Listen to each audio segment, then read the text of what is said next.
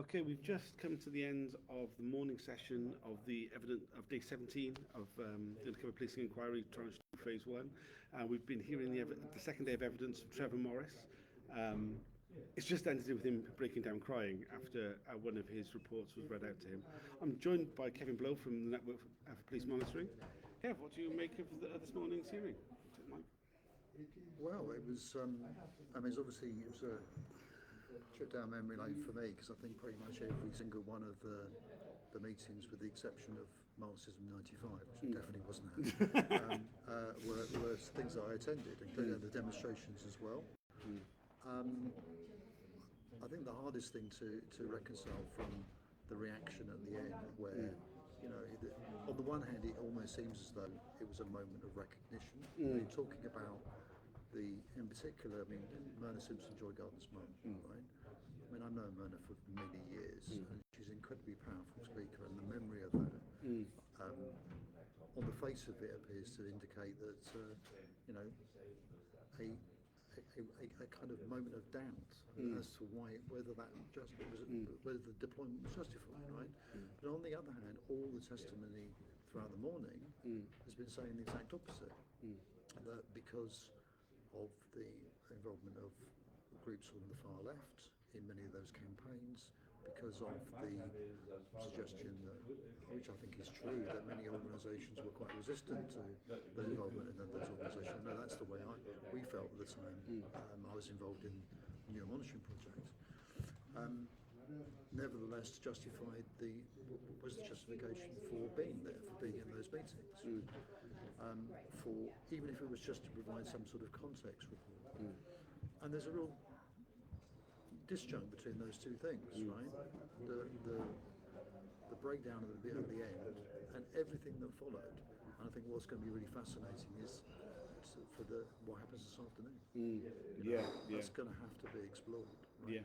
You can't have those two contradictory things and believe both of them at the same time. And I know that is one of the things that's been a feature of the Spycops stuff, of believing two things at the same time. But it's just, it has to be dug into in more depth. Yeah, absolutely. There was that double think as like permeated all his reporting. There's a lot of talk about him going. When we heard earlier on about the Hackney Community Defence campaign, with him saying that their campaign against police corruption, he was reporting on it because he thought it was true. It was police corruption, and by him reporting on it, he was passing that information on, which is an utterly bizarre sort of way of looking at it. There was another. We had a breach earlier, which the footage of which has spread around quite a bit, of where he talked about when he was asked, the Peter Francis assertion that he was asked to gather intelligence to smear the Stephen Lawrence family campaign. He goes, "Oh, we didn't do that. We just gathered intelligence. It was for the security services to do the smearing." After explaining that he was collecting intelligence to pass on to the security services, he basically just confirmed it. He's an incredibly conflicted individual. It's very clear that his role was very much about suppressing these campaigns. You wonder if him breaking out at the end was him finally realising that. I doubt it somewhat. Do you know what I mean? There's quite a lot in his evidence of claims that, you were around at the time. Were the SWP secretly trying to formulate riots? Sorry.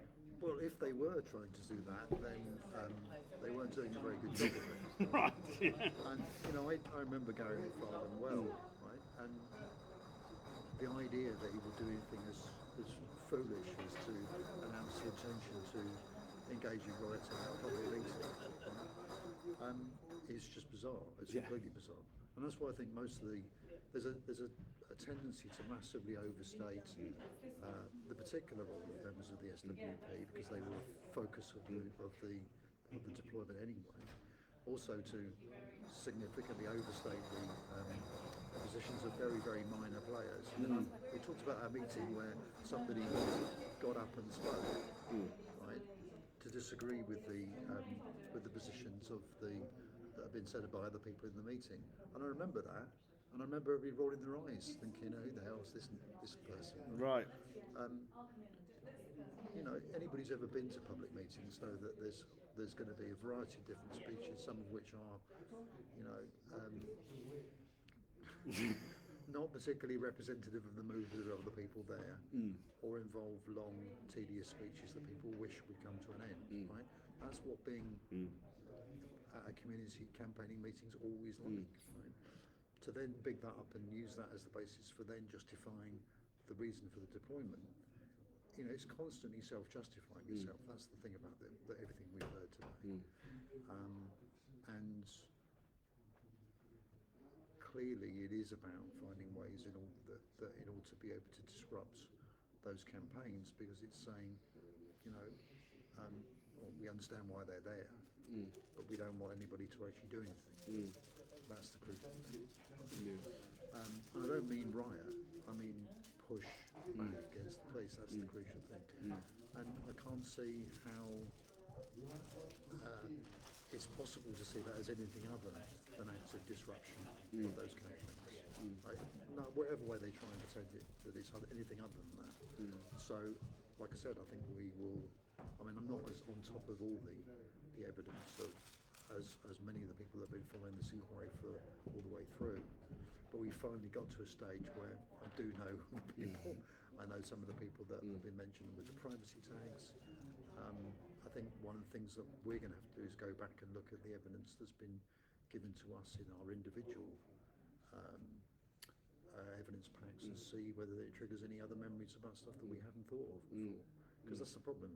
You are thinking back over events, but so many of those events have suddenly become memories that I've not thought about for a very long time from this morning's session. I mean, this is part of the problem with the way in which disclosure is happening, is that everybody's being given a very incomplete picture and expected to make statements based on those, and then more information comes out which jogs memories and includes things that often people just didn't know about at the time.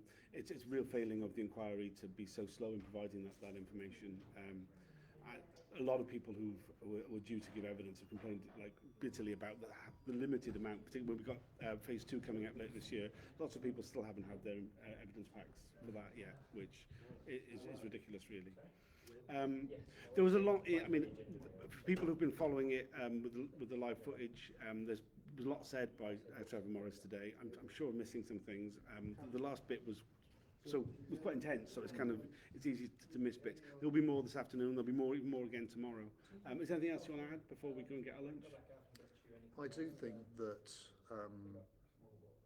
we're going to see more later on about the targeting of the Stephen Morris inquiry. Right, so they talked about Morris talks about the demonstration, the Welling demonstration being the sort of the turning point for the Lawrence inquiry. Actually, it's not. The turning point for the Lawrence inquiry was the election of a new Labour government and Nelson Mandela back in the campaign, which came later, which eventually led to the public inquiry. And of course, the crucial thing is to what extent that focus on the Lawrence inquiry continues into the next phase, into the subsequent evidence that's going to come up. And what the justification for that's going to be, we're just going to have to see that, I guess. But I suspect we're now going to be shifting away from claims about it being public disorder and into not embarrassing the Metropolitan Police Commissioner. So let's see what happens later. Yeah, absolutely. I mean, embarrassment, it seems to be, I mean, they talk about subversion of public order being their main primary objectives, but I mean, preventing embarrassment for the police is actually the overwhelming thing. The character of everything we've heard so far has been about that. Yeah. Thanks for joining us, Kev. I'll be doing another one of these at the end. Don't know who I'll have joining me. Continue to follow proceedings with #Spycops, and today, very rarely, you can actually watch an undercover police officer give evidence live. So if you have got the time and the inclination, please do that. Cheers. Cheers.